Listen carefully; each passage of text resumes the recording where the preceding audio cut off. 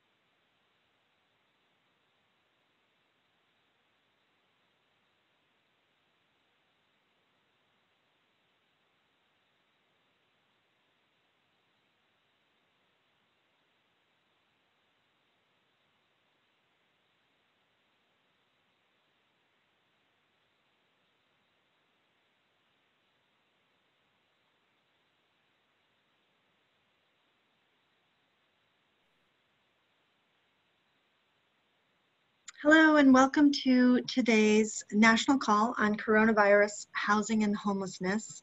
I'm Diane Yantel, President and CEO of the National Low Income Housing Coalition. I want to thank you all for joining today.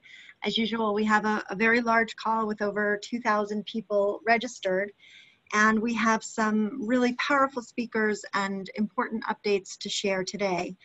And I want to start by again recognizing what an extraordinarily challenging time this is and how essential it is that we work together towards racial equity. In the past several weeks, we've seen more police killings of Black men and women, a global pandemic disproportionately harming and killing people of color, and Depression-era unemployment that is disproportionately also harming people of color. And if we don't act immediately, millions of Black, Latino, Native people may be evicted from their homes in the coming months. More than ever, I think each of us must say clearly and unequivocally, Black lives matter. And we must recognize that calling for racial justice, while important, isn't enough on its own. We have to work to create it through actions, through policies and programs that protect and value Black lives and make racial equity a reality. And in the housing field, we have essential work to do. Our country's history of racist housing and transportation policies, redlining, blockbusting, restrictive covenants, restrictive zoning, highway systems built to isolate Black communities, all of this resulted in over-policing and disinvestment in Black and brown communities. And these decades of structural racism created tremendous racial disparities in housing and homelessness. African Americans make up about 13% of the general population, but they are 40% of people experiencing homelessness and more than 50% of homeless families with kids. And because of these decades of racist policies and their compounding effect, today, millions of Black and brown renters are at immediate risk of losing their homes. Because in addition to everything else that's going on in our country, rent was due last week and millions of people in America can't afford to pay. Eviction moratoriums are expiring, back rent is due. And unless Congress intervenes soon, there will be a rash of evictions and a spike in homelessness across the country. And once again, people of color will be most harmed. Congress has to act to prevent this tragic, costly, and entirely preventable outcome by quickly enacting the essential housing and homelessness provisions in the House-passed HEROES Act. Every day of inaction in the Senate puts more low-income renters at immediate risk of losing their homes. So we are very fortunate to have on our call today someone with the power and the conviction to get the Senate to act, and that is Senate Democratic Leader Chuck Schumer. Senator Schumer has dedicated his career to advocating for the needs of low-income people and for championing common sense solutions to our nation's most pressing problems. He's led the way in building a comprehensive federal response to numerous disasters. And he's also a powerful voice for housing solutions and for rent relief now. Senator Schumer was instrumental in ensuring that the CARES Act included an eviction moratorium and $12 billion in housing and homelessness funds. He's now leading the way to ensure that the next spending bill includes the Emergency Rental Assistance Act, on which he is an original co-sponsor, and which would provide $100 billion in emergency rental assistance. And he's working to create a uniform eviction moratorium and provide tens of billions of additional funds for homelessness and housing.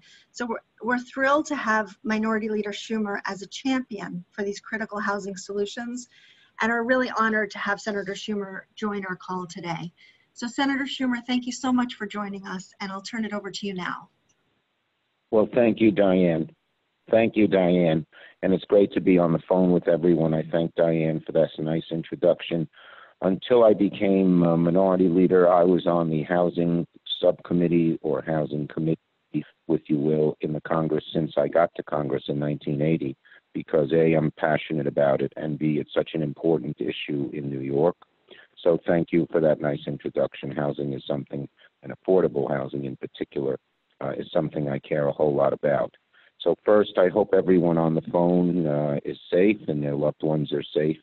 I hope you, your staffs, and others are weathering this horrible disruption. The only good thing about it is those of us lucky enough not to have COVID in our families get to spend more time with our families. For 6 weeks after we passed the COVID-3 bill that Diane mentioned, I spent 6 weeks in my house in Brooklyn, my apartment, with 4 other individuals, my wife, my daughter, and son-in-law. They have a small apartment, so they came to live with us, and my then 16-month-old, now 18-month-old grandson. And I never would have spent 6 straight weeks with that beautiful little boy, except for this COVID crisis. So that's the only silver lining I can see in this awful cloud, rather. What I want to first do is acknowledge all the protests that have gone on across the country. They've inspired me and my colleagues in the Senate Democratic Caucus.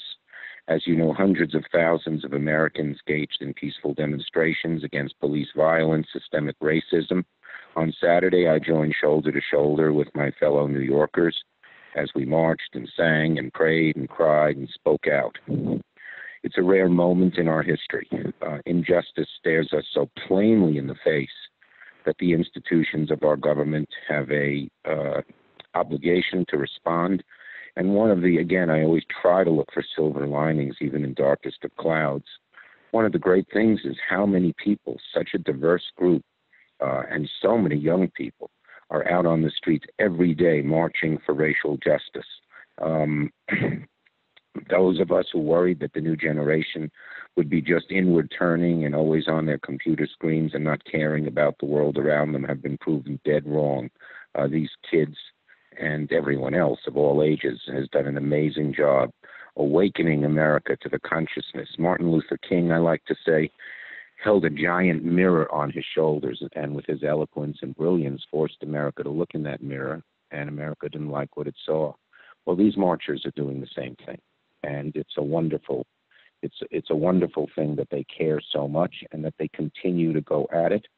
The poison of racism affects obviously our criminal justice system, and today we introduced the Justice in Policing Act. The vast majority of my caucus co-sponsored it. It's broad, it's sweeping, and it says to police departments across the country, you're going to have to reform in terms of racial justice, in terms of equality. But we all know that racism is not alone, doesn't infect our criminal justice system alone, and runs much deeper than that. And one of the areas where there is so much racial disparity is housing. There's also, of course, in healthcare and education and economy. But we have so much to do, and the COVID crisis has held a magnifying glass up to these disparities and shown America how much longer we have to go in our age-old struggle to bring true equality to this country. So with that in mind, let me give a couple of steps of what we've taken to respond in COVID-19 and hold this administration accountable for its mismanagement of the crisis. As many of you know, I've been passionate about affordable housing for a very long time. I introduced one of the first affordable housing bills into the Congress in 1982 when I first got there, and I've been fighting for it ever since. Just yesterday, I held a press conference to focus attention and on the issue of housing and to generate political momentum behind the effort to pass the HEROES Act and its robust housing provisions. I'm very glad that we did that. Finally, so what I'm going to do here is discuss some of the housing provisions in the HEROES Act. Most of you know those. Then I will touch on some troubling rulemaking coming out of HUD and federal agencies and what we're doing to oppose those. And I'd also like to talk about what you can do to help pass the HEROES Act or the CARES. Okay?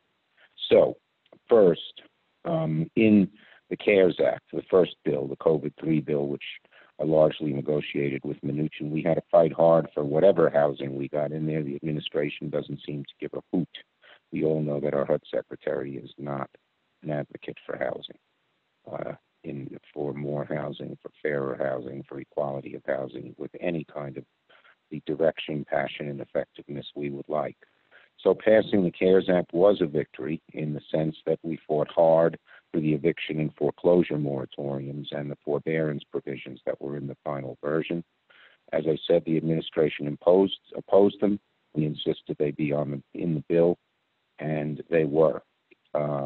These are essential, and under the CARES Act, as you know, anyone with a mortgage insured or assisted by HUD, Fannie, Freddie, rural housing voucher, even VAWA, those are a majority of mortgages, are protected from foreclosure for 180 days. Renters are protected in any federally assisted mortgage for 120 days, and renters are also protected against fees, interest, and other types of penalties during this time. So that just put a Band-Aid and tried to stop immediate bleeding of millions of people just being kicked out of their housing because through no fault of their own, they lost their jobs. They didn't have money. They couldn't pay their rent or their mortgage. In addition, as you know, the CARES Act included $685 million for the Public Housing Operating Fund to help the PHAs respond to the crisis, $2.25 billion for tenant-based rental assistance and project-based rental assistance, $5 billion for CDBG, and $4 billion for the Emergency Solutions Grant. These needs are great. There's not close to enough in them, but at least we got a start. And every one of the provisions I mentioned was opposed by the administration. And our Senate Democrats negotiating were able to get them in.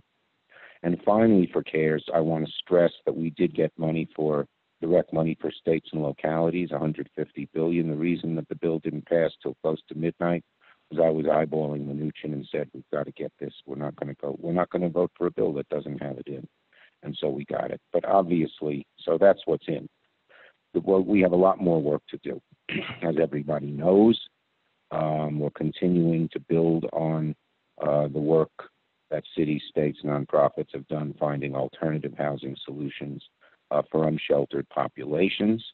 And so that means more investment in affordable housing, which is absolutely something we'll be fighting for in the fourth COVID package.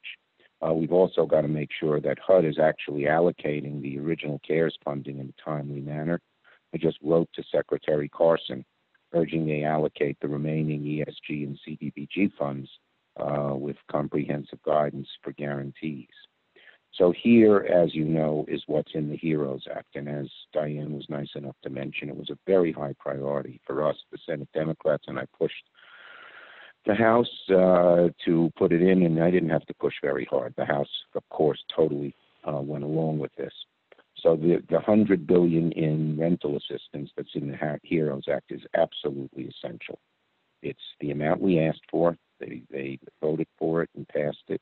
It's important that we help Americans who have lost income during the crisis Senator Brown and I, a few others, were the lead co-sponsors of the Senate bill to do the same. And you know, the bill would send funds to the communities and states through a temporary rental assistance program to facilitate rapid distribution of the funds. It's a key priority of mine. I've called on we've called on Mitch McConnell to bring the HEROES Act to the floor now, before July 4th, because it's so essential. Even before the crisis, a quarter of the nation's 44 million renters paid more than half their income for housing. And those are the same renters that are going to get the hardest, they are getting the hardest hit in the crisis. They tend to be in retail sales, hospitality. They tend to be people of color. And so they're really, really vulnerable during this crisis. And as we all know, evictions, unpaid rental bills have serious long-term negative impacts, damaging finances of families, and that takes years often to repair. So we have to pass this bill now, and that's why I called for McConnell to bring it on the floor before July 4th. And I'm asking all of you to join us, and I'll tell you the ways that you can help. But basically, we can't afford to wait. It's very vital. I also want to underscore the need for the emergency solution grant funds that are in the bill to help the homeless and those in danger of becoming homeless. There's $11.5 billion. That's crucial to continue support for these efforts. We not only need more funding for homelessness outreach, but serious funding in preserving and developing the affordable housing stock. So the final thing in the HEROES bill, although there are many important provisions, is the increased funding of tenant-based rental assistance. Obviously, the PHAs are experiencing a revenue shortfall because their tenants don't have the money. The $4 billion in tenant-based rental assistance in HEROES will keep over 2.2 million Americans in their homes and provide $1 billion for new temporary vouchers for individuals, families who are homeless or fleeing domestic violence. And this is very important. For my state of New York, you have to remember something like 5 million people rent in New York City alone, the majority of our population. And so I'll be pushing hard for those in the next package. One more word on HUD oversight, and then finally what you can do to help. We have to really just watch HUD like a hawk because HUD is just terrible. They're cruel. They have this ideology, Carson and others, oh, I made it so everyone else can make it kind of thing, and the hell with them if they don't. Well, 2 HUD rules I want to highlight that are particularly cruel. The first is dismantling of the 2012 Equal Access Rule that protects individuals from sexual or gender discrimination when applying for housing. HUD's rolling back of that rule to allow federally funded shelters to discriminate against transgender men and women is just outrageous. Oh, it's okay to discriminate, they say. Awful. They have no reason for it. To deny transgender men and women access to safe housing options now, or force a transgender woman to share quarters with men or vice versa, beyond the pale. The second is the mixed status family rule. This rule would deny housing assistance to families currently eligible for housing because one of their family members is ineligible due to immigration status. You could have 5 kids who are U.S. citizens, one parent who's a U.S. citizen, and the other who's not, and they want to kick them all out. Ugh, cruel, nasty, awful. I mean, what goes in these people's minds when they do this is beyond me. Just pure, it's almost vicious. That's those 2 rules we got to fight hard against, and we're trying to do whatever we can to both show them to light and try to get HUD to reverse them, difficult as that may be. Finally, I want to talk about CRA. I've been a champion of CRA for decades. It funneled more money into the inner city than anything else that I can think of. What we're trying to do now in the PPP program is set aside money to go to CDFIs, that is community development financial institutions, and MDIs, minority development institutions, so more money can come into the inner city. And CRA has always been the best in doing that. I'm going to continue to defend the law. We've been leading our caucus in fighting against the rule change proposed by OCC, just as other agencies have delayed potential rule changes. I hope the OCC will at least suspend the implementation of its rule. Finally, what can you do to help? Well, clearly getting HEROES Act, or COVID-4, as some people call it, is vital. Now, there are 22 Republican senators. Well, let me just say a couple of things. You say, well, it's an uphill fight. McConnell is opposing it. Trump is opposing it. Just remember, for the first 3 COVID bills, they were against us at the beginning. They're against us in COVID-2, which mainly dealt with BARDA and medication and all of that, vaccines. They called for $1.2 billion. I called for $8.5 billion. We got $8.3. In the COVID-3 bill, you may remember, all they had was money for the big corporations, the big $400 billion lending fund to the largest corporations, plus the $1,200 that went to families, although typically in the administration they were regressive. There's $600 for poor families, $1,200 for middle class. But we added in PPP, we added in pandemic unemployment insurance, we added in the foreclosure and rental moratoriums that we mentioned. We even put some real safeguards and transparency in their big $400 billion fund. We got state and local in there. And in 3.5, you may remember, they just wanted to add money to the PPP program with no changes. That would mean the money would continue to flow to people who knew a banker, but not to the many of the poorer, smaller, and minority institutions that didn't. We held out, and again, we got $125 billion separate, walled off, just for the less banked communities, both inner city and rural. How'd we win all 3 of those? I'll give you 3 reasons, and you can help us with the third. The first 2 are built in. First, well, the Republican mantra, let the private sector do it, didn't work. Did not work. This is a huge crisis, and the private sector can't handle it. It's only government that can solve this problem, and eventually that argument had to win the day. Second, the administration, at least a few of them like Mnuchin, began to realize that if we did nothing, the economy would get worse. If we hadn't done the COVID-3 bill, CARES, or whatever you want to call it, the one that was $3 trillion, we'd be in the Great Depression right now. The only reason the economy has lifted itself up a little bit, and it's still awful, and unemployment is still very high and went up for minorities, for African Americans, is because we're pumping a ton of money into the economy. And it is my view that when it comes to the HEROES Act, the administration will have to see the light. They probably will see the light at the end of the day, that if we don't do anything, the temporary increase in employment and decrease in, although it wasn't really a decrease, but decline at the rate of unemployment will evaporate. And I think they may see that. But third, there's a load of heat on Republican senators. As you know, it's not the place for it in this call. I am working very hard to become majority leader. If I did, all the things we've talked about here would just happen. Because as you know, as majority leader, you have the power to determine what's put on the floor of the Senate. Once you put it on the floor of the Senate, it's much easier to pass it. And McConnell has that power now in his relationship to housing, to anti-discrimination, to healing racial justice, and to helping people who need help in this crisis is at best minimal, at best. So I'm trying to get back to majority. That's neither here nor there for this conversation. I just thought I'd mention it parenthetically. I'm entitled to a commercial. But the Republican senators are very vulnerable.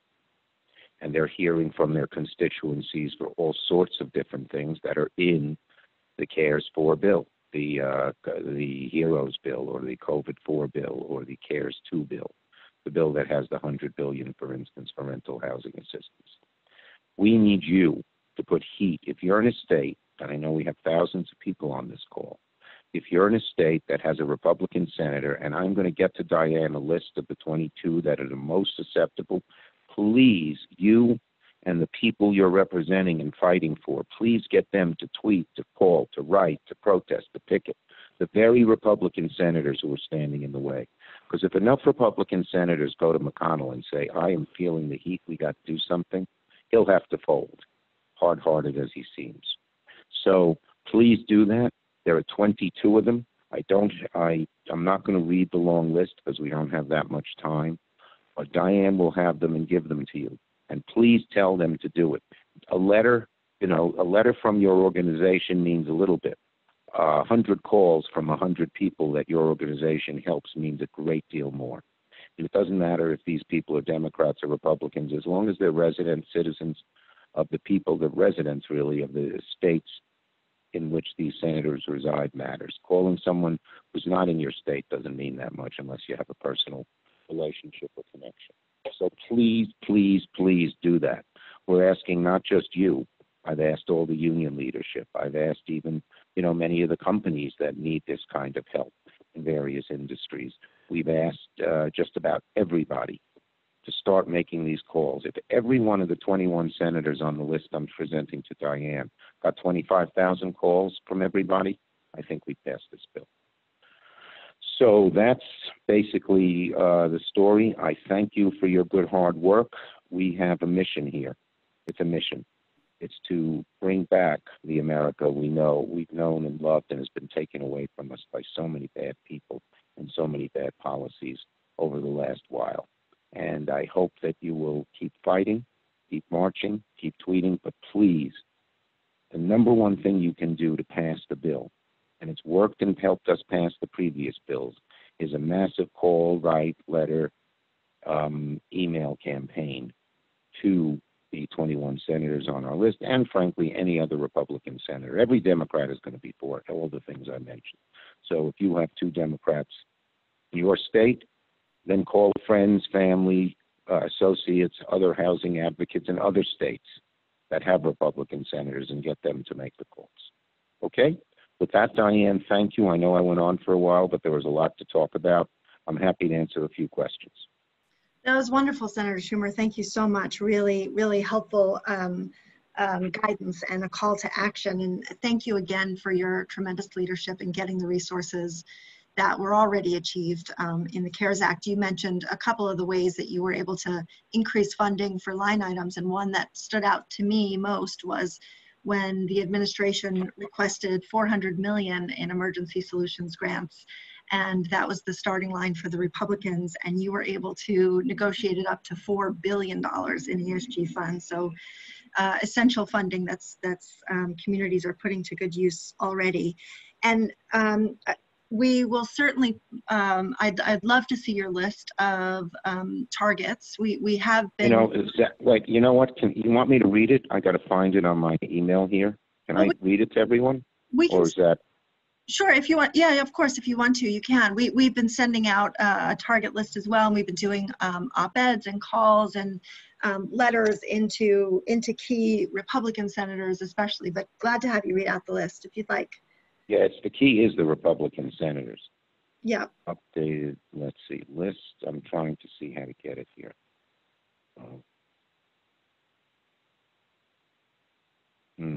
Hey, Zach, are you on the phone?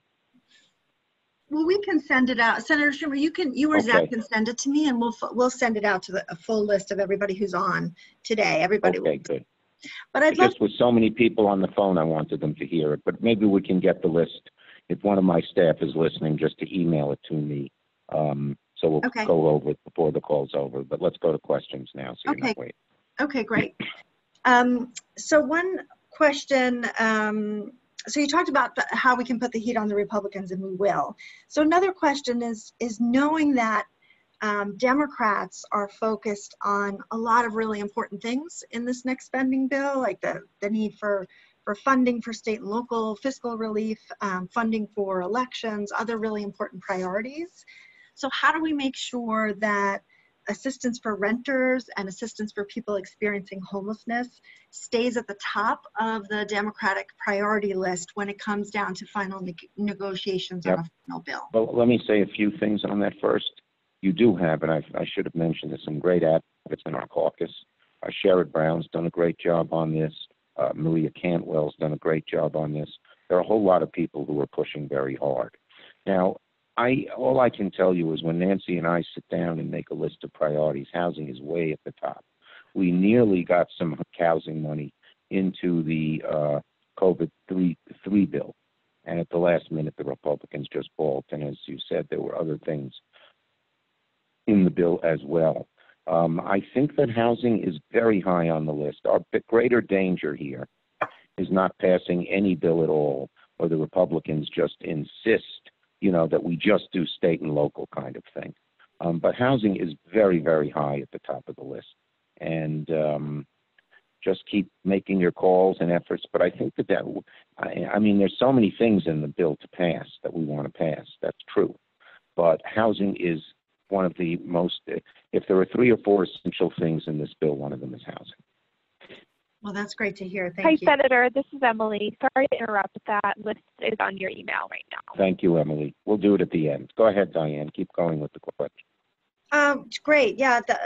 I want to hear from you your guidance, your advice on best arguments and that we can make for the need for rental assistance and the need for emergency assistance for the best argument, I think, aside, a few, I hate to say this, it sounds a little harsh, but some of our Republicans are closed off to just the human arguments that what does a family do when they're kicked out of their house, when they're kicked out of their apartment?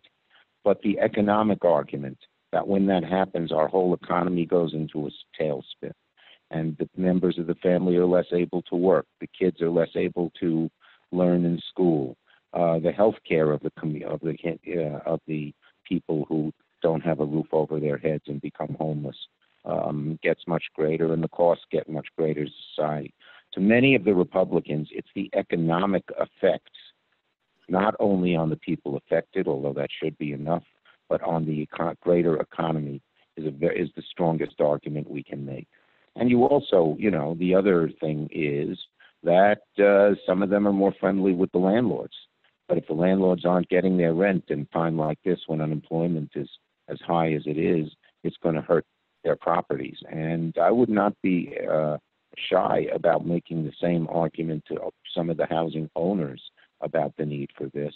The housing owners in New York have been very much for this. They have not just stayed hands off. They believe in it. So those are the 2 things I would do. Mm-hmm. Okay, that's really helpful. And have you been hearing from any Republicans about the need for rental assistance or assistance for people who are homeless? Not very. The Republicans have been pretty mum on the whole HEROES Act. I don't think they know what to do. Remember, they've embraced the hard right, which hates government spending.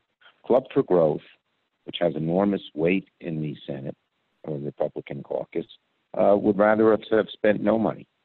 And we wouldn't have the Great Depression. They're like Herbert Hoover, for those of us who remember the history of Herbert Hoover.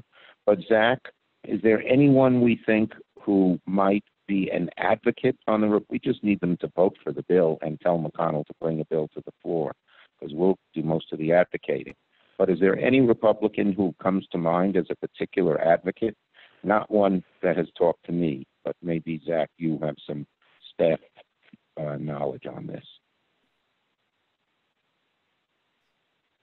Well, and we have, I'm not sure if Zach is able to speak. I don't want to speak for him. Yeah, I think he can. Oh, okay. Go ahead, Diane. Who do you think? Oh, we've been focused on Senator Rob Portman in Ohio, Senator Todd Young in Indiana, and Senator in Maine. Senator, can you hear me? Yes, Zach, I can hear you. Great. So did you hear who Diane mentioned? Portman, Young, and Collins. I think that's right.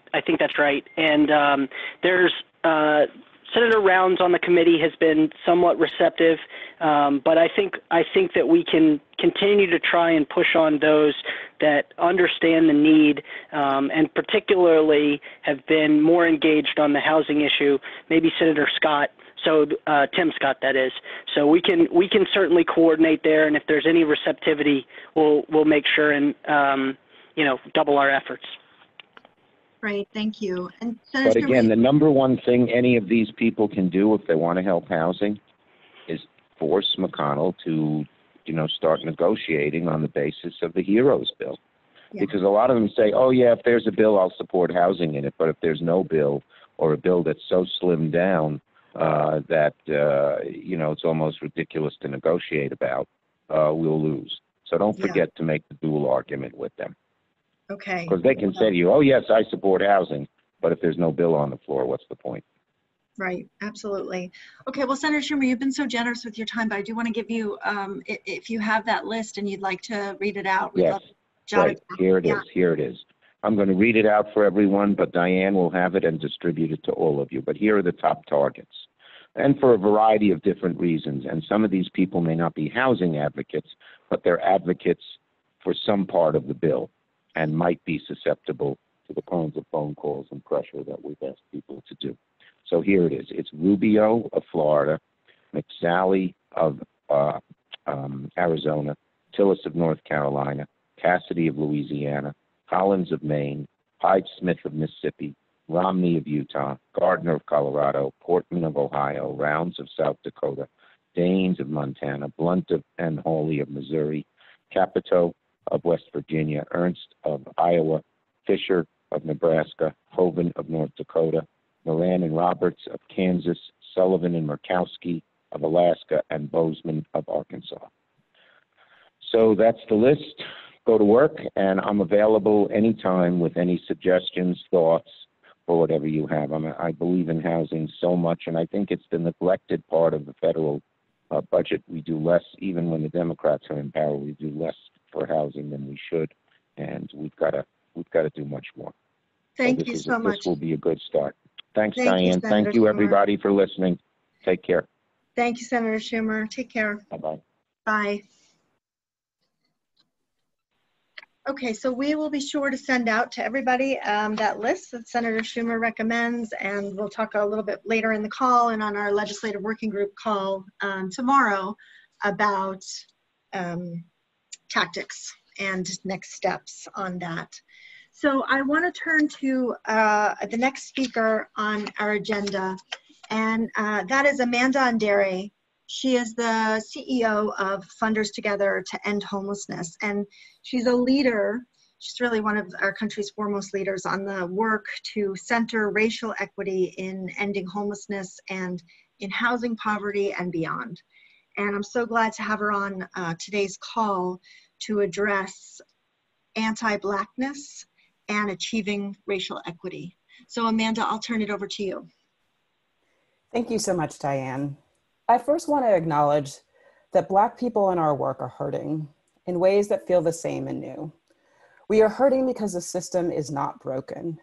It was designed by white supremacist slave owners on stolen Indigenous land to protect their interests. It is working just as it was designed, and we have been unable to fully breathe because of that for 400+ years.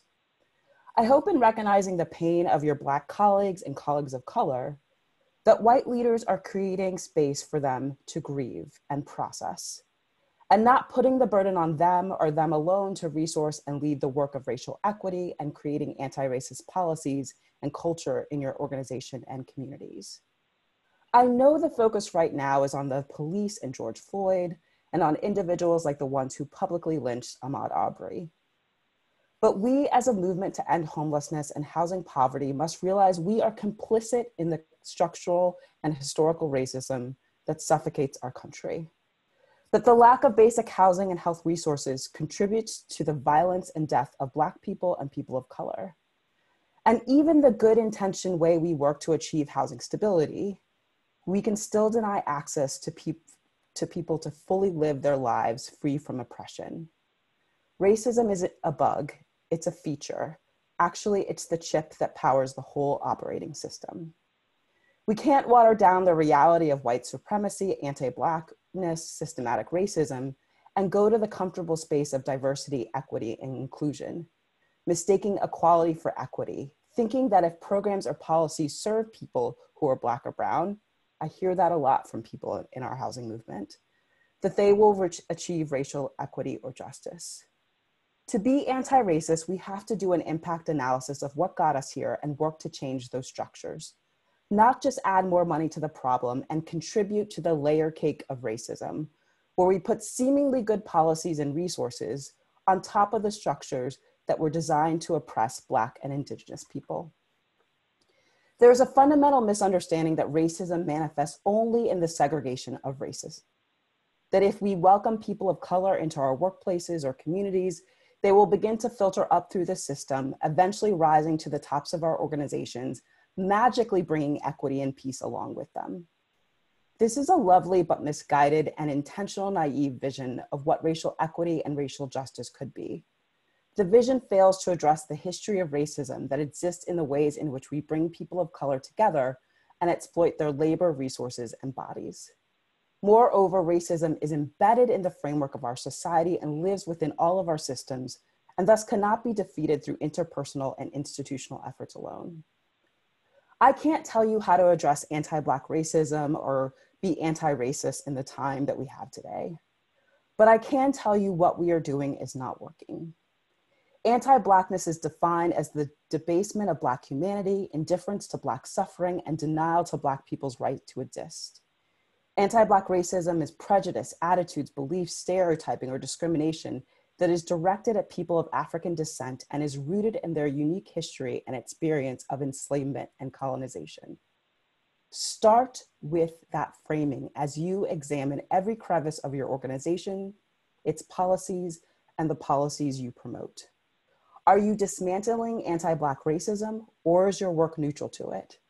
And by being neutral, does it just continue to enable our structures to do what they were designed to do and oppress? The master's tool cannot dismantle the master's house, and we have to confront the reality that our movement has just been putting window dressing on the master's house. I heard this earlier today. Transformation is not just a transformed or different outcome. It means transforming the process and by which we make decisions and the literal transformation of power. How are you giving up power to Black and brown folks, especially people with lived expertise? Lastly, I'm often asked, what can we do now? What is the low-hanging fruit? I offer this quote to you. There is no low-hanging fruit. The tree is 400 years old and the roots are deep. These trees are deeply rooted in racism and the fruit they bear is rotten. We have to plant new seeds and toil new soil. Aisha Alexander Young, Vice President for Strategy and Equity at the Maya Foundation. Thanks for your time today. And Diane, thank you for your leadership to become a more anti-racist movement. Amanda, thank you so much. Such powerful words as always, and a lot of important food for thought. If you have time, we did have one question. Sure. And the question is about the Justice Against Policing Act and whether you can speak at all, whether to that act specifically or about how anti-policing efforts can apply to our efforts to end homelessness and housing poverty. Yeah, I can't speak to that act specifically just because I haven't had time to digest it, but I will say that the movement to defund police, or what we call divest and invest, is not new. And in fact, the movement for Black Lives and many leaders have been calling on this for years. And in many conversations this weekend with colleagues and friends, you know, what we talked about in our vision for having a different community was that we need to be thinking about all the things that necessitate people who are caught up in white supremacy culture to call the police, and all the ways that we use police to handle problems that are about economic and racial injustice. So as you think about in your communities, how we shift away so much power and resources from police, we're saying we want to put that in housing. We want to think about how mental health professionals who are trained in anti-racist policies and approaches are called first.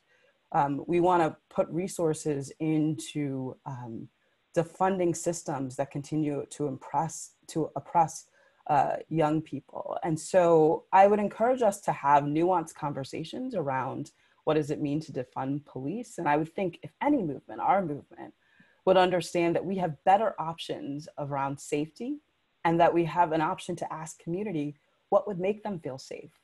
Because a lot of Black and brown people, the first thing they say is not police, it's housing, it's health, it's access to the right jobs that are right for their family. And as communities start to make decisions about budgets, and will cut housing first, but not touch public safety, we have to challenge that. Yeah, thank you, Amanda. We have several people asking for the quote that you shared about no low-hanging fruit, and also several people asking if they can have and read your full remarks. So maybe you can link to them on your website and share that link with us that I can send out to everybody who registered, if that works. Absolutely. Okay, Absolutely. that would be great. And then one more question, if you have time for it, is asking for any successes that you have seen in cities or towns that can be a model in centering racial equity to end homelessness.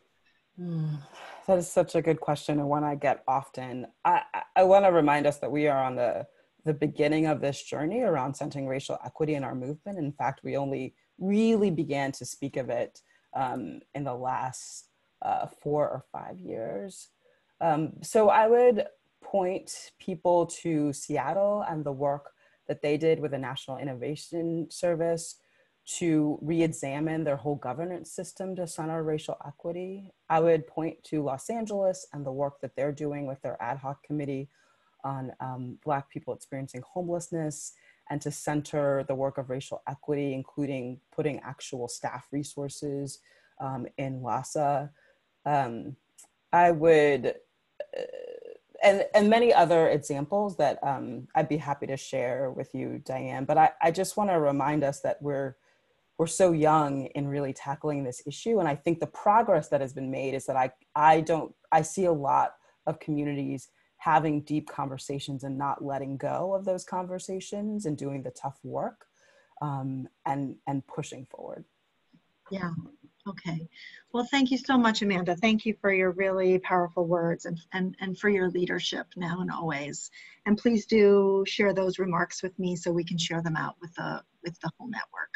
Thanks, Amanda. I will. Thank you so much. Okay, so we'll turn now to our field updates. And we're going to hear first from Sarah Owsley from Empower, Missouri. Sarah, I'll turn it over to you. Very good. Thank you so much. That's a lot to follow. Thank you, Amanda, for your words. I wanted to open by acknowledging the protests happening worldwide around police brutality. We at Empower Missouri know that housing is so intricately linked to systemic racism that we make sure everything we publish includes a history lesson as to how we got here. Systemic racism and housing segregation is intimately connected to police brutality in the criminalization of the Black body. The St. Louis region was forever changed by the 2014 death of Michael Brown, and we're working to ensure that this latest round of protests leads to lasting and real change nationwide. Missouri, like many states, is reporting significant increased need for housing assistance. We never had a strong statewide stay-at-home order, and much of our state only loosely practiced shelter at home. However, all of our larger metropolitan areas did shutter non-essential businesses, impacting especially hourly and low-wage workers. Many of those jobs will never return, as increasingly small businesses are opting to not reopen, and others are significantly cutting staffing in order to meet the social distance requirements of their localities. Social service providers in our area are reporting as much as 400% to 600% increases, both in volumes of requests and in the dollar amount requested.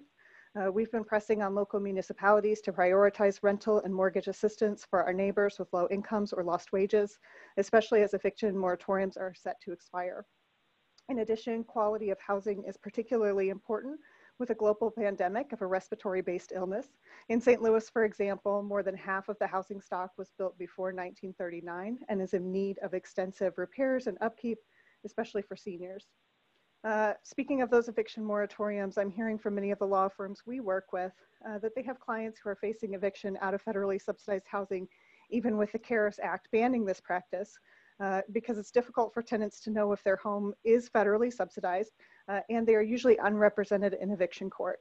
Even when attorneys are able to assist clients and our neighbors are able to stay in their home, our court system allows for that eviction filing to stay on their record, tarnishing their ability to secure other housing and negatively impacting their credit score. Moreover, we're hearing more and more of landlords filing evictions preemptively, something that's not officially allowed and yet is widely done on tenants who are not currently behind in rent. We do have a lot of good news coming out of our state. Many of our large cities are prioritizing rental and mortgage assistance and helping families maintain housing. There have been public and private partnerships which have helped us to make the most of our federal CARES funding. And private foundations like the United Way have stepped in to help provide much needed infrastructure support, and new relationships are forming to improve service delivery. We're leaning on lessons learned in 2008, and Empower Missouri is part of a multi-agency collaboration called Partnership for Economic Relief KC, which aims to provide prevention and diversion to households at risk with as few barriers as possible. PERC is bringing together agencies who receive HUD funding with agencies who do not, to really make the most of every organization's skill set. Of course, Empower Missouri joins NLIHC and our partners across the state in saying the housing needs will not be met by the current programs alone. We need a lot more financial resources, and we need them quickly. We have mobilized our network to send hundreds of emails and calls to our local, state, and nationally elected federal officials, including Senators Blunt and Hawley. Thank you so much for the opportunity to share about some of the struggles and celebrations coming out of our Midwestern state. Sarah, thanks so much for joining and for that really helpful update. I just want to clarify and make sure I heard you correctly. Did you say that landlords are filing evictions preemptively on tenants who are current, who are paying their rent? Yeah, we sure do. Landlords who believe that their tenants may not be able to pay rent in the future are filing preemptively. That's a practice we had seen before the crisis, but we're certainly seeing an increase now. That's astonishing and something we need to look more into and see if that's happening in other states as well. Thank you for flagging that. And thanks so much for your great work, Sarah. Absolutely. Thank you so much, Diane. So we'll turn to our next field update, which is Lauren Frederick from West Virginia Coalition to End Homelessness. Lauren, I'll turn it over to you. Alrighty, thank you, Diane, for the introduction, and thank you for all the previous speakers. I really appreciate the work that we're doing across the nation. I just want to give a quick background about the coalition. So we're the state advocacy body for homeless services in the state of West Virginia. We are the COC, or Continuum of Care lead, and the HMIS lead for the West Virginia Balance of State Continuum of Care. So that's 44 of 55 counties in the state of West Virginia. We operate the coordinated entry intake line, and we also are a direct service provider. So we do street outreach, rapid rehousing, permanent supportive housing, peer support, and HOPWA. And we just recently became the administrative oversight of 10 of DHHR contract shelters across our state. So going back into March, our CEO was staying updated and informed on the initial happenings with COVID and required everyone actually to work from home before our state enacted our shelter-in-place order. So during that time, we developed small planning groups across the state where there's areas of larger unsheltered populations to create a plan to quickly move folks that are highest risk for COVID from street to hotels. This started in late March and into April. These planning groups consisted of our emergency shelters, housing providers, health department. United Ways were a huge player in most of our communities, mental health and healthcare provider, OEM, and in some areas, our city and county, which seems to be vary between county and city about how much support we received. But this way, homeless shelters and domestic violence shelters could take the time to restructure and adhere to protocols for social distancing and cleaning, and developing a plan for new intakes and isolation for those new intakes. So up to this point, I don't want to jinx us, but West Virginia has been fairly fortunate with our numbers, and we have had no outbreaks in our shelters up to this point. So in the hotels, once we got folks in the hotels, those folks were assessed. They were provided meals and temperature checks, and had community providers checking on them regularly. So in May, as our numbers of new cases continued to remain at a lower rate, we began moving folks out of the hotels and into housing or back into the shelter when necessary. Each week, we would focus on a different community to do a mass move out, which again, West Virginia compared to LA, our mass move outs are very small. But overall, we had about 10 to 30 folks in each of the hotels, and we're still working in our Eastern Panhandle to move folks out of the hotels out there. but they are having a little bit higher numbers of COVID out there, so we're keeping an eye on that. But in the North Central region of West Virginia, we moved approximately 25 to 30 folks directly into housing in 3 weeks. While waiting on our CARES Act funding to be allocated across our state, so our state has been allocated funding, but we have not yet to see that. We are acquiring additional private funding and other resources to fill those gaps in the meantime for our shelters and housing providers for food, PPE, cleaning supplies, back bills, deposits as we quickly move folks into housing, and then obviously like moving kits, furniture, and things like that. And it also covered the cost of the hotels. So United Way and us and providers in the state came together and paid for the hotels. So during this time, our coordinated entry intake line remained open and calls were forwarded to staff. Case management is virtual and in person when absolutely necessary, and became a little bit more in person, obviously, when we're moving folks in. We did pull our outreach staff out of the field who were high risk and relied on some other community organizations to step up and assist during that time. Our outreach staff are now back out in the field now that we are able to acquire the proper PPE. So looking ahead, we are continually meeting. So there are 4 COCs in the state of West Virginia. So those 4 COCs and the state are meeting regularly, working on trying to get all the folks in the shelters tested. But thinking along those lines, if we have folks that are asymptomatic, then you have to have a few that would be symptomatic in some capacity. So we're trying to look at the best way to go about that. We're getting stocked up on PPE and supplies and sending them to providers across our state. And we're also ramping up for an influx into the homeless services system and trying to acquire more diversion and prevention funding. We're looking at about an estimated 40% increase. So, and thank you for offering me the time to speak. Thank you, Lauren. Really, really helpful update and really good work. I wanted to ask about the number. You said you had moved a really significant number of people who were previously experiencing homelessness from hotels directly into housing. Can you say more about how you're funding that? Is long-term rental assistance? How are you making that happen? So we have actually expended our ESG as a direct, like for our direct service sector, but we have other providers that have ESG, and we utilized, it was kind of just a combination of COC rapid rehousing. We had several folks that we were able to get into permanent supportive housing. We were eligible. Again, we're still waiting on our allocations for ESG and some CDBG as well, where I've been working with communities that have never had CDBG in our area that are interested. So trying to stay up to date on that. Private funding through it's called Home for Good through the Pittsburgh Federal Home Loan Bank, and it's funneled through our Housing Development Fund. And that's provided a significant amount of resources to get folks quickly into housing. And then obviously you all assisted. We applied for the grants that you guys were offering, and that was very helpful as well to pay for the hotels and provide our increase in the amount of, nobody was able to come in and volunteer to cook, so their food was increasing, their needs for everything else were increasing, so that was very helpful as well. Right.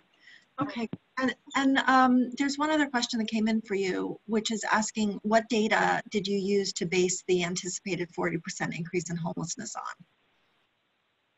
I will have to talk with our CPO about that because she was on a call and I was with her and she had discussed that. So okay. I would believe it's probably, if she's on a statewide call with our appointed person through the DHHR, who's working, with them. We're on the homeless services side and public health side. So I would assume it would be from one of her calls, but I can get you some more information about that. Okay, great. Thank you. Thanks so much, Lauren. Really helpful report. Thanks for your good work. Thank you. So we'll turn now to our next field update, which is from Mike Bassford with Wisconsin Interagency Council on Homelessness. Thank you, Diane, for this opportunity to present an update from Wisconsin. And before I begin, I'd like to thank the Coalition for the significant work you've been doing to provide this information and advocacy help during the pandemic crisis and before.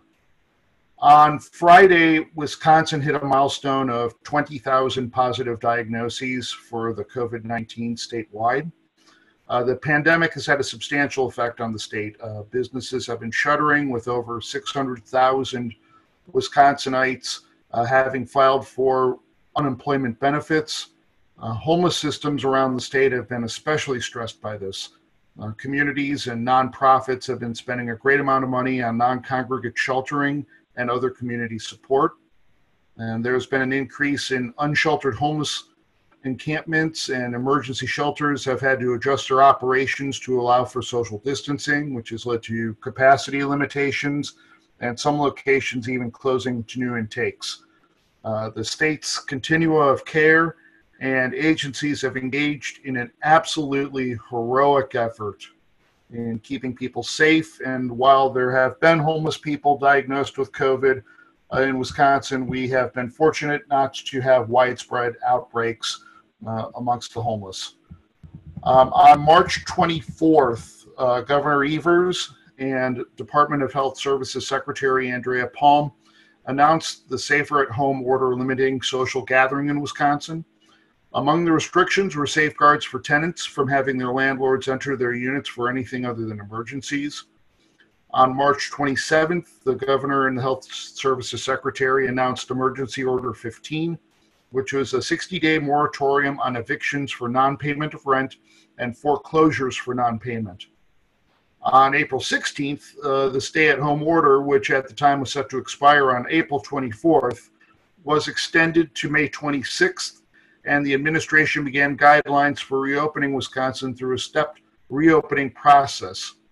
And on April 29th, the state's Department of Agriculture, Trade, and Consumer Protection agency announced an emergency rule prohibiting late fees on rental payments, which is set to continue into August.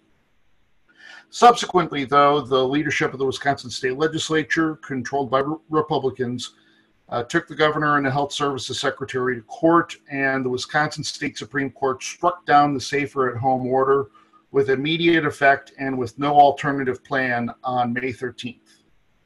With the Emergency Order 15 set to expire on May 26th, the administration announced a new program utilizing $25 million in funds for an emergency rental assistance program using the funds that were allocated to the state through the CARES Act. The state put forth a fantastic effort to stand the program up as quickly as possible, and I'm happy to announce that the program is live today and taking applications. Because of this program, thousands of households throughout the state will be able to avoid eviction court and entry into the homelessness systems. This could not have happened soon enough, as between the expiration of the emergency order and today, we have heard of increases in eviction filings throughout the state. And we'll continue to communicate and educate property managers and landlord associations on what is happening to keep the amount of filings down as low as possible. And additionally, the state is allocating $15 million in CARES funds to support food banks as they struggle to keep up with increased demands. Moving forward, we are continuing to work throughout state government and our non-government partners to find solutions to this crisis, provide technical assistance where we can help communities respond to challenges within their homelessness systems, and work to get back to a normal state of crisis as we work to end homelessness as we know it in Wisconsin. And finally, I would like to acknowledge and echo what has been said earlier regarding where we are these days in fighting for racial justice and equity. The sadness, grief, and very justified anger has been reflected in communities in all corners of our state, as the governor's administration has repeatedly communicated the truth that Black lives matter, which is good, but certainly not enough. In Wisconsin, the population is about 83% white, while making up roughly 1/2 of those served by our homeless systems. This clearly is a result of a long history of racial inequities in our housing markets and homelessness systems. And as we move past this pandemic and work to end homelessness as we know it, we understand that the issues of racial justice and equity and ending homelessness as we know it are inextricably linked. And we will not successfully address one without successfully addressing the other. and we will work to meet that challenge. And with that, thank you again for the opportunity to talk with you today. Thank you, Mike. I really appreciate you taking the time, and I appreciate that helpful update. I'm wondering if, and this could really be asked of many of the speakers on today's call, but you mentioned an increase in eviction filings, and I'm wondering how you're tracking those and whether you can give a sense of scale. Unfortunately, I cannot do that. One of the things that we were working on previous to the crisis has been a system which we're now working with the Department of Administration's IT department to start gathering complete data on eviction filings and eviction judgments to use this to gauge the efficacy of our homelessness prevention programs. So we currently don't have one, and what I've been hearing has been essentially anecdotal. I'm talking with leaders in different parts of the state. So I could not give you any numbers or any methods other than just calling and finding out what's going on. Yeah, okay. Well, that's helpful to know. I think that a lot of other states and cities are in a similar place. I would just say that if you do find a way to track and enumerate the level of eviction filings, of course, we'd be really interested in knowing that information. And I would say this to everybody who's on the call, that we're looking for ways to compile that to get a sense of the scale of the problem and to measure the increases as they happen. So please do stay in touch on that. Absolutely. Okay, great. And thanks for joining again. So now I'm going to turn it over to the next section where we talk about the latest updates on the next spending bill and what you all can do to help us push it over the finish line. I think Senator Schumer gave us a great update and some good, a great call to action and some concrete steps we can take. I want to turn to Sarah and Joey from our team to share some more. So first to Sarah. Great, thank you. So last week we did see Congress take limited action on small business loans related to coronavirus, but I think the lessons I'm taking from that bill and its passage is just what an enormous task we have ahead of us to make sure that housing resources are included in the next bill. So the bill was strongly supported with bipartisan support to make tweaks to the small business loan program, and even that faced enormous difficulty in getting over the finish line. We saw some senators oppose the bill so that it couldn't go through unanimously.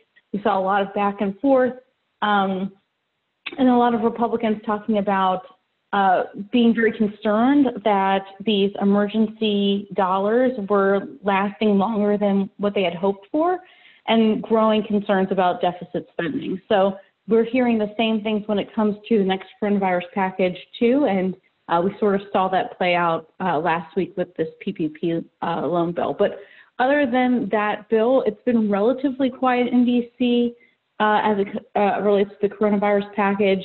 We've seen a lot of attention turned to the mass protests across the country, and as Senator Schumer mentioned earlier on the call today, House and Senate Democratic leadership unveiled legislation that would make it easier for victims of abuses to recover damages. It would create a national registry of police misconduct. It would ban chokeholds and other provisions.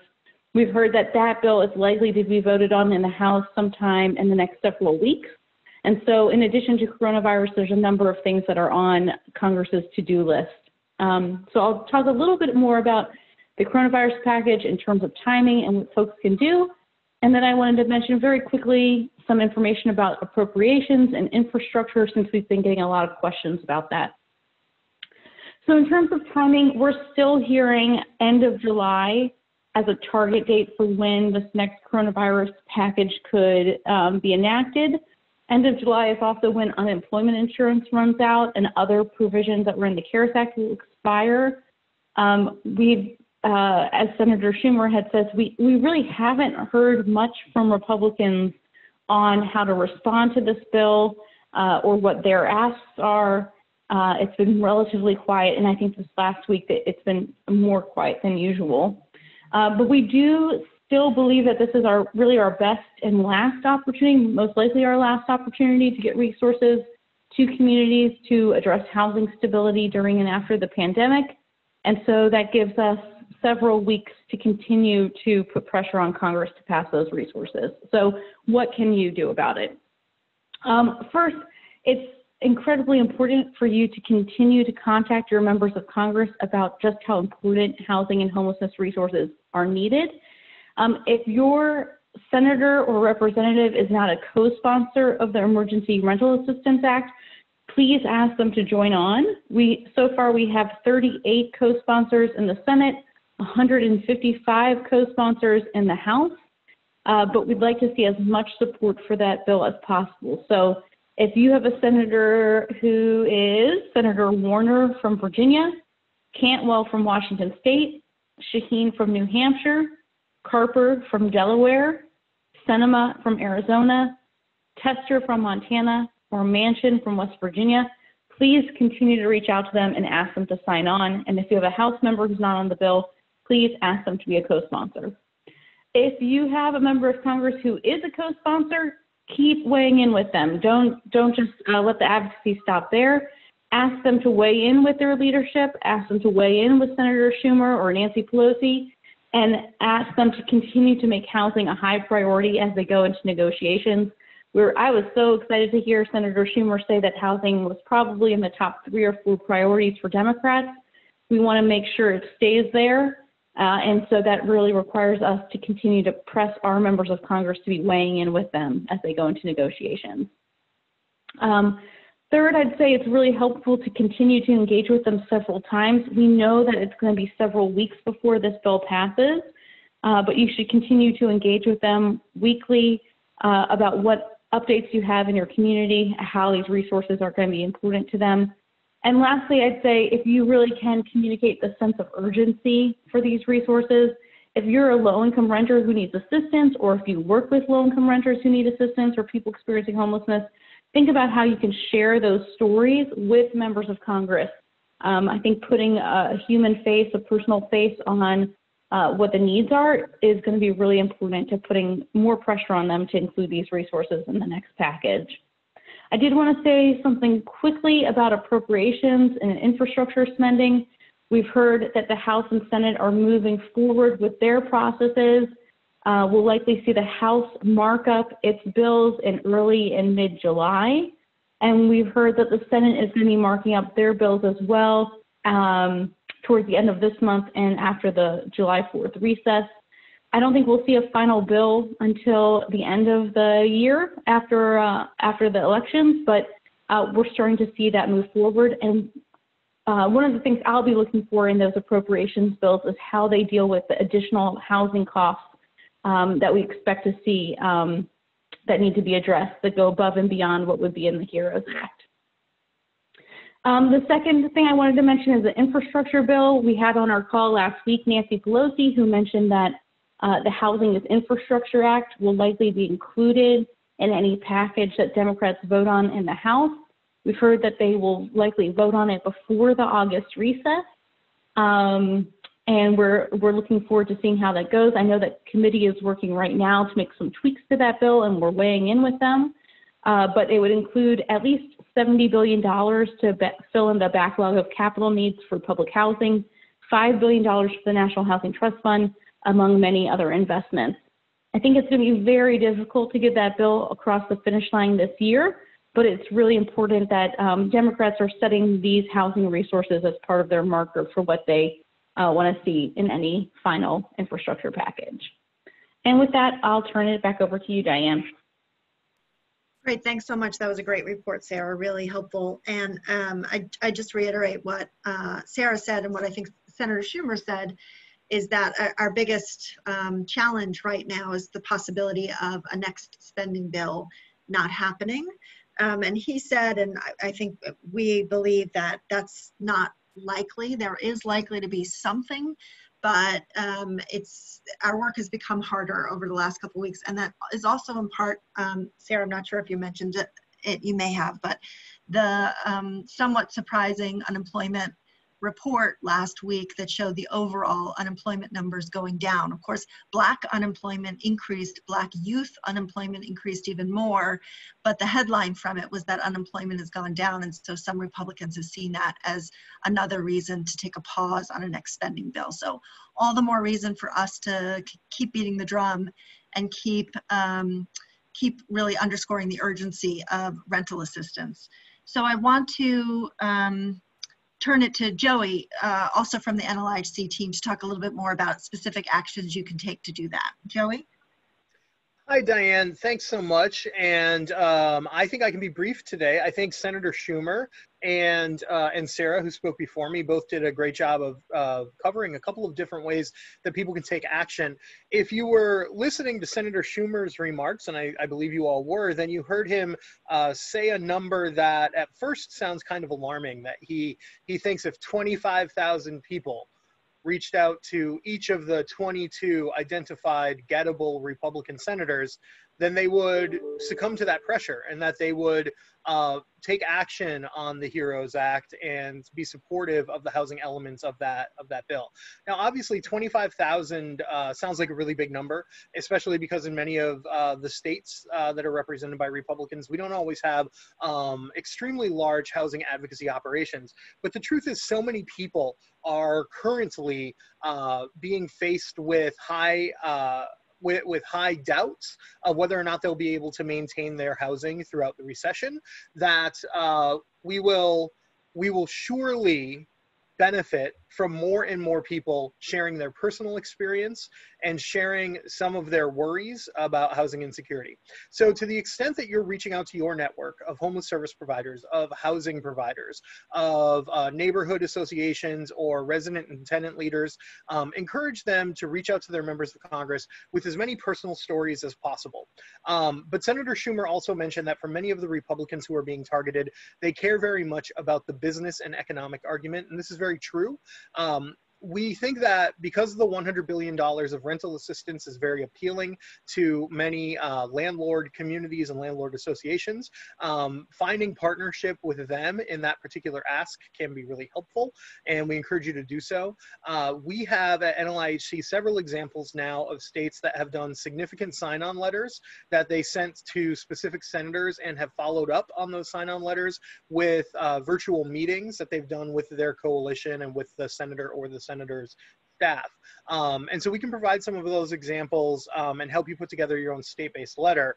But before you jump on to putting together a state-based sign-on letter over the coming weeks, please make sure that your organization has signed on to the 2 sign-on letters that NLIHC is currently developing, and we have sent copies of these letters along to members of Congress, but we are updating them frequently over the coming weeks. So if you haven't signed on now, please do so. The 2 letters cover 2 different policy asks. One is specific to the $100 billion in rent assistance, or the Emergency Rental Assistance and Rental Market Stabilization Act, as it is otherwise known. We started that sign-on letter back in the middle of last month. And so we've got over 600 organizations signed on throughout the country. We more recently started a sign-on letter that has similar language, but speaks more broadly to all of the housing elements of the HEROES Act, urging the Senate and the House to maintain their support for those housing elements, or excuse me, maintain their support in the House and to pass those housing elements of the HEROES Act in the Senate. The newer letter doesn't have quite as many signers on it. We think that's because many of you and those in your network might think you're already on board because you have seen similar letters out there. If you think you might have already signed on, please go ahead and do so again. That's not a huge burden for us. We really would rather make sure you're included. But in addition to joining our sign-on letters, please do send out the link to the organizations throughout your network. we've talked about at several points in this call the difficulties that so many of us are facing with work from home and all of the challenges that we're facing with coronavirus and all of the challenges that we're facing with the unrest in our communities due to the horrific police violence that everyone has witnessed. There are a lot of challenges. A sign-on letter can often be an easy way for not just a person to add their voice, but an organization that represents many people through their membership and services to add their voice as well. So please consider joining our sign-on letters. We'll make sure everyone has that link in the follow-up, and we encourage you to blast that to your networks as well. Thanks so much. Great, thanks a lot, Joey. So we're going to spend the last few minutes of the call getting updates on state and local implementation of CARES Act funding and updates on working with FEMA. And as many of you know, and some of you participate in, we have weekly working group calls on each. And so those groups have been meeting weekly for, I don't know, maybe 6 weeks now. A lot of really substantive conversations about how to get the money moving. So we wanted to create a little time on this call to share back with those of you who haven't been able to participate on those calls what's happening. So I'm going to turn first to Kim Johnson from NLHC to share some updates on state and local implementation of CARES Act funding. Kim, please go ahead. Diane. Hi, everyone. So my name is Kim Johnson, and I'm a policy analyst here at NLHC. I co-host the State and Local Working Group on Wednesdays at 3 p.m. Eastern. So these calls are a great opportunity to share lessons learned and best practices as organizations work to respond to the housing needs of people experiencing homelessness and the lowest income renters in the midst of the coronavirus pandemic. We like to use these calls as an opportunity to not only provide guidance, but for service providers to share firsthand experience with using CARES Act funding, to identify emerging barriers to successful equitable CARES Act implementation, and to uplift states and communities who are leading the way in equitable CARES Act implementation. So right now, we're trying to discern which states and localities have actually received their CARES Act funding and what programs that funding is being used to support. We're also tracking guidance as it's released from HUD and are waiting with bated breath on guidance related to duplication of benefits requirements for CARES Act housing funding. We try to make these calls also reactive to what our attendees want to hear and to new information as it's coming in. So having heard about landlords filing evictions preemptively in Missouri on today's call, I think that that would definitely be a subject that we would try to delve into a little bit deeper on one of our upcoming state and local implementation calls. So while we're waiting for guidance to come out from HUD, we do have some resources that we've developed here at NLHC to help people best use CARES Act funding for housing and homelessness. So we have a resource on suggestions for state and local elected officials on using CARES Act funding to address housing and homelessness. We have guidance on CDBG-CV, which is the Community Development Block Grant specifically funded in CARES Act, and coronavirus relief funding fact sheets. And we have a fact sheet on using CARES Act assistance for helping people based on immigration status. So yeah, please join us. Again, those calls are on Wednesdays at 3 p.m. Eastern. We would love to have you and do a little bit of a deeper dive into some of these pressing issues. Thanks, Diane. Great, thanks, Kim. And maybe as we're finishing the call, you can put links to some of those materials in the chat box. And certainly we'll share them out with everybody as follow-up to this call as well. And then now I want to turn to Noah Patton, also from NLHC, to share some updates on work that states and localities are doing with FEMA to fund non-congregate shelter for people experiencing homelessness and others. Noah, please go ahead. Thanks. Yeah, I'm Noah Patton. I'm a policy analyst here at NLHC as well, primarily handling disaster housing recovery. So just a brief bulletin. FEMA working group meets every Tuesday at 3 p.m. Eastern and focuses on FEMA programs and COVID-19 that intersects with the housing field. So we've focused a lot on FEMA's non-congregate shelter reimbursement program that is being provided through FEMA's public assistance program. And, we've been gathering information on it, so I'll just run down some points real quick.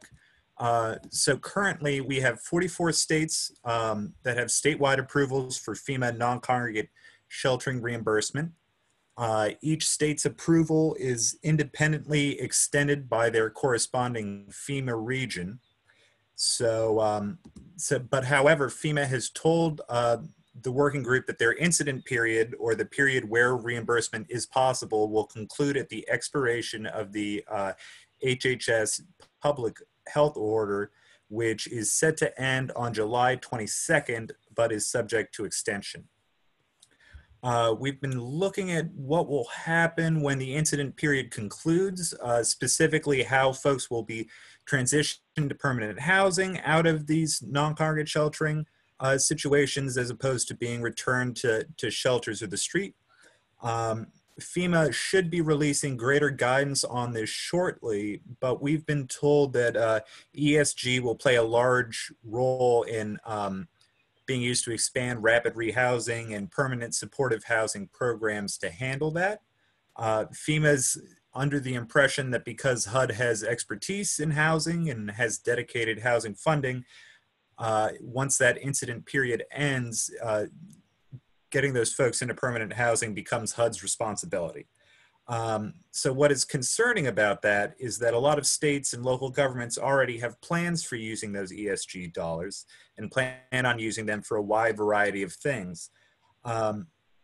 In addition, we've been concerned with the lack of duplication of benefits information and additional guidance from FEMA as well as HUD and the Treasury Department. It's probably the number one question that we hear in the working group is how can we use these different federal funding streams together while still allowing for FEMA reimbursement. So we've written several letters to FEMA, HUD, and the Treasury Department, as well as the Transportation Infrastructure Committee and the Senate HISGAC Committee, asking leadership to insert language pushing the agencies to release such guidance. FEMA has actually said that they'll be releasing a fact sheet this week regarding duplication of benefits, but the delay is really slowing things down at the state and local level as governments are unsure of how to potentially combine the funds, and which not only prevents people from quickly moving into activated non-congregate sheltering programs, but can also leave money on the table if combined incorrectly. So through these letters, as well as our conversations with committee staff, we've been pushing for guidance, as I said, greater transparency regarding the non-congregate sheltering reimbursement program, which is, namely data on who is being sheltered, how many people are being housed, potential costs, as well as documentation surrounding approvals and extensions. We've also been pushing for 100% cost share reimbursement for the public assistance program, which means that instead of being reimbursed for only 75% of the costs, FEMA will reimburse the full cost for eligible activities to state and local governments. Language to that effect was negotiated into the CARES Act, but was taken out during Senate negotiations. It's included in the HEROES Act as well. So it's another great provision in that bill. There's also legislation from Senator Hyde-Smith from Mississippi that recently, that would actually extend cost share to 100% for all disasters in 2020, which is really important for the states in the Gulf Coast, along the East Coast, as well as in states that commonly experience flooding throughout the season. We have a number of FEMA-related resources on the NLHC website, including a Working with FEMA Toolkit, as well as a guidance document entitled Getting to Yes, Working with FEMA to Fund Non-Congregate Sheltering During COVID-19.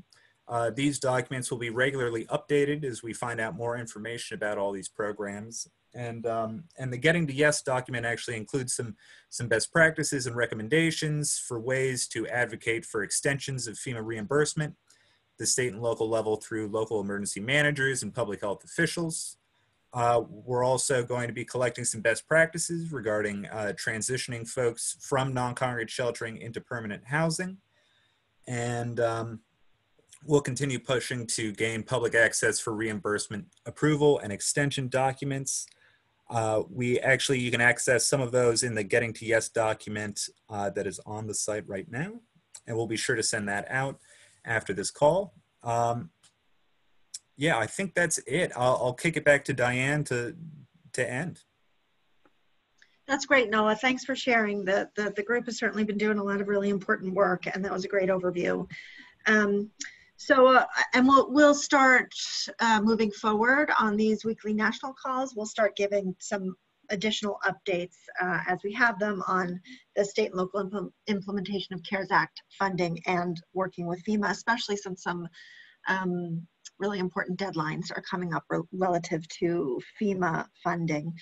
Thank you all for joining today, but also for sending in hundreds of questions, which some of them are answered in the FAQs that the NLIHC team has been putting together and that are available in English and in Spanish on our website. So please, if you have questions, first go to NLIHC's website, our COVID-19 page. You'll find our full list of FAQs in Spanish and English. See if your questions are answered there. If they're not, and you've submitted questions to us today or on previous calls, we're continuing to generate new FAQs, so it's really helpful when you send in I saw a number of really good ones coming in today that will work to get answered and included in a future FAQ. So keep sending us your questions. And then do feel free to participate in any of the working group calls that we have throughout the week. The next call is tomorrow, Tuesday at 12:30. That's our legislative working group call. That's where Sarah and Joey will lead the conversation to dig in more deeply into strategy and tactics on the next coronavirus relief fund package and ensuring that our policy priorities are included. Also on Tuesdays at 3 o'clock, we have our FEMA, working with FEMA working group calls. On Wednesday, as Kim mentioned, Kim and Tori lead our state and local implementation calls. Those are at 3 o'clock on Wednesdays. And then our Tenant Talk live calls, which are led by Renee Willis and Kyle from our field team. The next Tenant Talk live call will be next week. The date is TBD because we're working with a really great speaker to make sure that they can participate. So we'll share information on the time and the date for the next Tenant Talk live call soon. So thank you all for joining. Thanks for all of your great work and your advocacy. And we'll talk to you again soon. Take care. Bye-bye.